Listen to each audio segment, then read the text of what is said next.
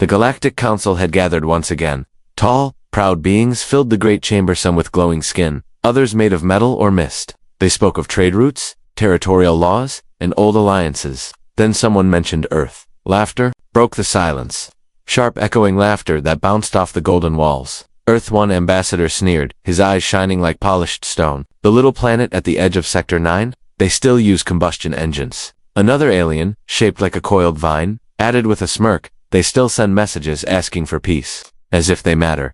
A third one spoke. His voice was deep and cold. They call themselves Terrans. Sounds like a child's story. What can they possibly offer the galaxy? The council agreed. Earth was weak. Their ships were few. Their technology outdated. Their people too emotional, too wild, too unpredictable. Still, not all laughed. At the edge of the chamber, a quiet figure observed them. Small in size, gray skin, with glowing blue veins. He belonged to a dying species, one long forgotten by most. He cleared his throat. The chamber quieted. You laugh at Earth today, he said softly. But laughter echoes differently when it meets silence. They stared at him, confused. Humans are not loud forever. They listen, they learn. And when they stop talking, something changes. The chamber stayed silent for a moment, then someone chuckled, then another. The laughter returned louder than before, far away.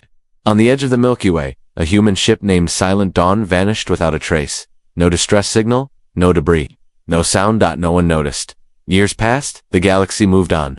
Empires grew, planets changed hands, new species joined the council. Earth stayed quiet, too quiet. Reports started to come in small at first. A mining station near Earth's sector reported interference. Then silence.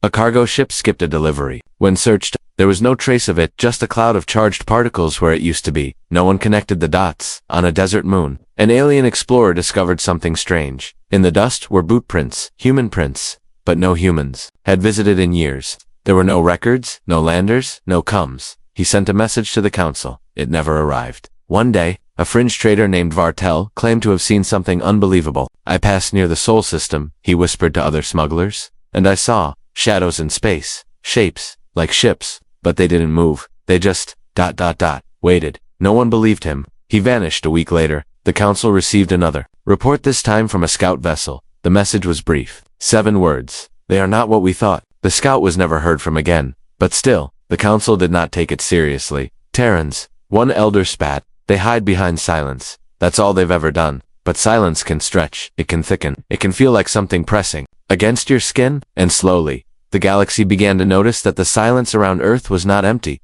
It was full of something coming in one dark corner of the universe. An old starship floated quietly, its lights dim, its systems cold. A salvage crew approached, hoping for scrap. As they neared, one of their crew whispered, "This is a Terran ship." They powered up the lights. The name on the hull was clear. TSV Ghost Live ship was not damaged. It was not abandoned. It was waiting. Inside, every console was active. The systems had no dust, no corrosion. In the center, on the captain's chair, was a message playing on loop. We watched, we remembered, we returned soon. The salvage crew never left that ship. Across the stars, whispers spread, not rumors, warnings. The laughter stopped. The council held another meeting. They looked at each other with tight eyes and stiff shoulders. Something was wrong. They felt it in their bones, in their wires, in their roots. But no one said it out loud. Then, a single message blinked across every council screen. You mocked Earth. Now look up. They rushed outside and above their skies. Where stars once shimmered, darkness had begun to gather. Dozens, no, hundreds of shapes, against black, unmoving, watching. Human ships. And they were just the beginning. Asterisk. The council chamber felt colder than usual. No one was laughing now. Since that message appeared, you mocked Earth. Now look up. Things had changed. Reports kept arriving from different systems. Some claimed to see dark shapes drifting silently in orbit. Some said their planetary sensors were being jammed. Others simply stopped reporting. Still, most of the galaxy refused to believe it. It's just a trick, said High Speaker Droth of the Zalari. Terrans are clever with illusions. They want to scare us. That's all, but deep down, even he didn't believe his own words. In the markets of Varnos, traders whispered about the ghost ships. They said the vessels didn't send any messages, didn't attack, didn't even move. But they were there, watching. Silent giants floating above moons and gas stations. All unmarked, except for one symbol, an old Terran flag, barely visible. In the shadows of their hulls, some believed it was only 1 or 2 ships. Then came the signal from the planet Erexus 5. Their observatories picked up something massive. A fleet, too large to count, spread across space like a web. No coms, no energy spikes, just pure mass. Cold, silent, and positioned in perfect formation. One observer recorded a few seconds of visual data before the transmission was lost. The footage spread quickly across the galactic net, blurred and glitchy but enough to show what looked like human ships. Dozens, maybe hundreds, larger than anything the Council had ever built. The file ended with 3 words. They're not hiding. Governments tried to censor it, tried to calm the people, but fear was growing, not fear of an attack. No, nothing had happened yet. The fear came from the quiet, the waiting. Why were the Terrans not saying anything? Why were they just watching? In a dusty outpost on the rim, a group of scientists finally connected the missing pieces. Over the past 7 years, over 200 small events had been logged across space. Ships vanishing, outposts going dark, sensor blips near Sol, unknown static waves bouncing through hyperspace. Each one ignored at the time, but now, they formed a pattern. Earth had been silent for 7 years, but they weren't idle. They were preparing. One scientist, a linguist named Maril, reviewed old human transmissions, messages Earth had sent. Long ago, she played back one of the last ones sent before their silence. In a calm, firm voice, a human diplomat had said, "We do not seek power. We do not seek war, but we ask you please stop laughing. Please stop ignoring our words. Peace is not weakness. It is a choice. If you choose otherwise, we will remember." Morel replayed that line over and over again. We will remember. Outside the lab window, her team stared at the stars. Several now had shadows moving slowly across them. Their sensors couldn't scan the objects. Their AI systems failed to map them. It felt like space itself was folding in. The Council called another emergency meeting. This time, every seat was filled. No one joked. No one scoffed. A hologram was projected in the middle of the chamber-recorded footage from a mining moon near the Terran border. Dozens of alien workers stood frozen, staring at the sky. Above them, filling half the heavens, was a single ship. It didn't glow. It didn't flash. It didn't fire. It just hovered. A strange sound could be heard in the background. Low, rhythmic, like a heartbeat. One council member leaned forward. What is that sound? No one answered. But deep inside, they all knew. It was a warning. Far from the council world, inside one of the dark ships, a human officer stood at a console. She wore no medals, no rank markings, just a simple patch that said, Terra Fleet Observer Unit. A younger officer turned to her. Commander, they've seen us. She nodded. Good. Let them feel what silence brings. The stars outside the viewport flickered slightly, not from the ship's lights but from the thousands of others, moving slowly into position behind them. No message was sent, no threat was issued. Earth was speaking with presence now, not words. And the galaxy was finally listening. The stars, above the outer colonies, had always been peaceful. They shimmered quietly, untouched by war or worry. But now, something had changed. The stars were no longer alone. On the edge of the Telsor Belt, a deep space cargo ship named Vesperin sent out a message before vanishing without a trace. The message was brief and filled with static, but one sentence made it through clearly. Shadows. In the stars. No one understood what it meant. Not yet. Patrol ships were dispatched. Scout drones were launched. They flew through space in tight patterns. Sensors active, weapons ready, but they found nothing. No enemies, no signals, only silence and darkness. Then the shadows started appearing. They were not ghosts or tricks of light. These were real shapes, massive, controlled, and deliberate. But they didn't behave like any known ships. They didn't respond to hails. They didn't power their weapons. They simply drifted near communication relays, trade stations, moons, and forgotten outposts. Some had markings barely visible through the cold black armor. Old Terran names, etched in human script: Eclipse Rider, Obsidian Sky, TSV Horizons, and the Council tried to call them unidentified objects. But everyone knew what they were: Terran ships. Except, these were unlike anything the galaxy had seen before. They were massive, yes, but that wasn't what made them frightening. It was their silence, their patience. They didn't announce themselves. They didn't make threats. They just watched. On the moon Ravel 3, an alien technician named Fallen had been monitoring gravitational data for years. It was a boring job watching numbers and wave patterns from passing ships, but one day, something strange happened. Gravitational pressure increased rapidly, not just from one ship, but from hundreds. The readings formed a perfect grid in orbit, like an invisible net had been cast across the sky. Fallen adjusted the telescope and looked upward. He froze. Above the moon, nearly blocking the view of the local sun, hung a black shape. Not a dot, not a fleet, a wall. It stretched beyond the horizon, its edges sharp and clean like a blade held against the stars. It didn't glow. It didn't hum. It simply floated. Waiting. He sent the data to the Council, shaking as he typed. And he added one personal note. They are not here to speak. They are here to be seen. In the capital city of the Galactic Union, the mood shifted. People stopped, laughing. Military fleets were pulled closer to home systems. Outposts were ordered to go dark. Still, the Terran ships didn't move. Not forward, not away. They just held position, as if listening for something. Across the galaxy, quiet events. began happening. Navigation satellites shut down. No alarms. No damage. Just offline jump gates that had served planets for centuries began to flicker. Every fifth jump redirected. No pattern. No trace. Entire trade convoys arrived at wrong destinations, guided gently off course without knowing how. Freighter captain swore he saw a massive Terran cruiser outside his viewport during jump, but when he blinked, it was gone. Not destroyed, not hiding, just gone like it never existed. The strangest part.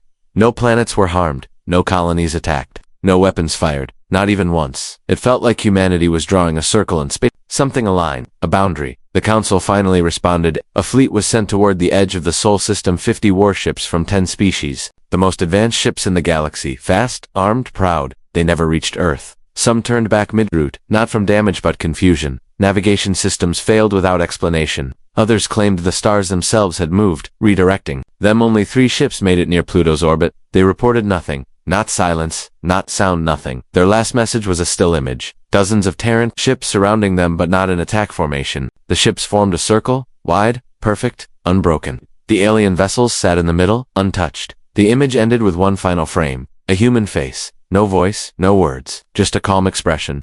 Watching. Back at the Council, panic began to grow, not because of what the humans were doing, but because of what they were not doing. They had the power. That much was clear, but they hadn't used it. Why? What were they waiting for? And then came a soft signal, barely detectable. A whisper, translated from Old Earth English. We asked you to see us. You refused. So now, you will feel us. The twin message repeated once. Then the signal vanished. And for the first time in 1,000 years, the galaxy realized they were not alone at the top anymore. Asterisk, the hum of the council chamber was gone, replaced by uneasy silence. Each delegate looked at the screens as reports flashed in, echoes of something humanity had left behind. Everywhere, planets began hearing Earth's ancient voices. It started as a faint pattern on the communications net.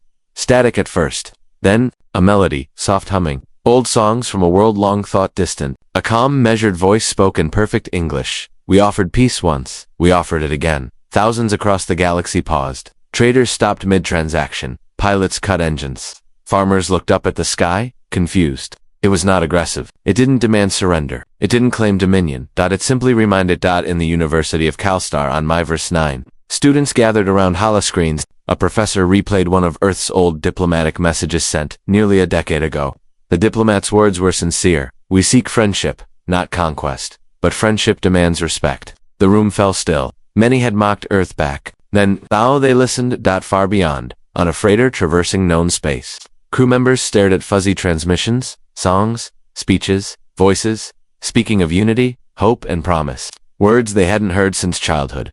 There was no threat, no ultimatum, no countdown. Just Earth touching the galaxy's heart. At the edges of mapped space, sensors lit up like fireflies. Signals traced back to corners, once forgotten abandoned stations, rusty satellites, silent beacons. All began to hum again. All started to speak. They repeated one line, over and over. In English, peace is not weakness, it is a choice. In trading hubs in capital cities, governments panicked. They had expected silence, or maybe hostility. But this was different. They didn't know how to respond to kindness. The council summoned a session. All species attended. The screens showed Earth's broadcast looping in the background. No visuals, just voice. Warm, steady, unwavering. A young delegate stood to speak. She came from a system once colonized by humans. Her voice shook, but her words flowed. I heard my grandmother humming one of those songs. She hadn't heard it in years. It reminded her of home. She paused. The chamber was quiet. Home. Isn't that what we lost when we laughed?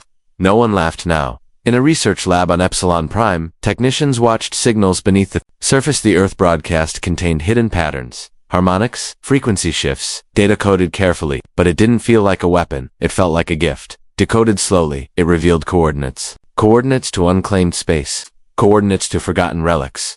Coordinates to something Earth had hidden, not to threaten, but to share. The greatest message came from an ancient jump gate near Sol. It activated on its own, lighting up after years of silence.